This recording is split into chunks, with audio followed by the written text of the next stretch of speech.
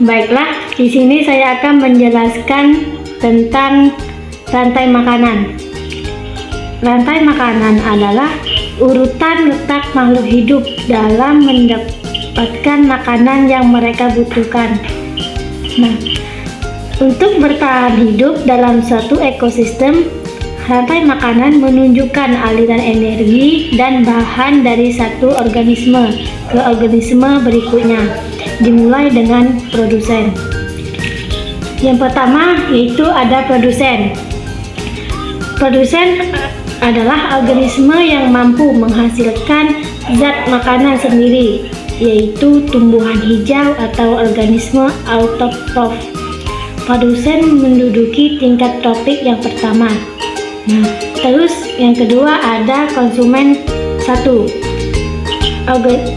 Konsumen satu adalah organisme yang menduduki tingkat tropik kedua, disebut konsumen primer. Konsumen primer biasanya diduduki oleh hewan herbivora. Yang ketiga yaitu ada konsumen dua.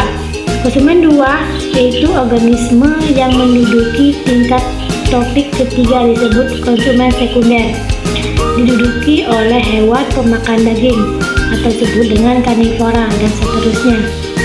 Nah, terus yang ketiga ada konsumen tiga. Konsumen tiga adalah organisme yang menduduki tingkat tropik keempat, disebut konsumen tersier.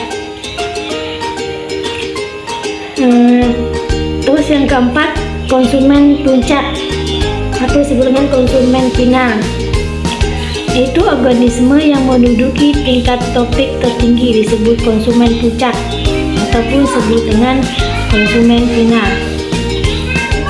Dekomposer adalah yang terakhir adalah dekomposer. Dekomposer adalah organisme pengurai yang membentuk mata rantai terakhir dalam rantai makanan. Nah, mereka memecah hewan dan tumbuhan yang mati dan mengembalikan nutrisi penting ke tanah.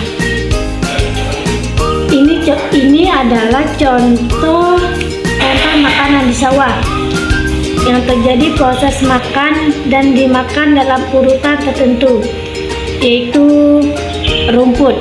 Nah, rumput dimakan oleh belalang. Nah, terus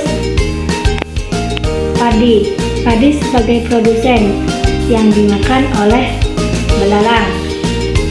Nah, terus belalang sebagai primer dimakan oleh katak. Lalu katak sebagai sekunder dimakan oleh ular, dan ular sebagai konsumen tersier dimakan oleh konsumen final, yaitu elang. Nah, jika elang mati akan diuraikan oleh jamur atau juga disebut dengan pengurai yang berperan sebagai dekomposer menjadi zat hara yang akan dimanfaatkan oleh tumbuhan untuk tumbuh dan berkembang.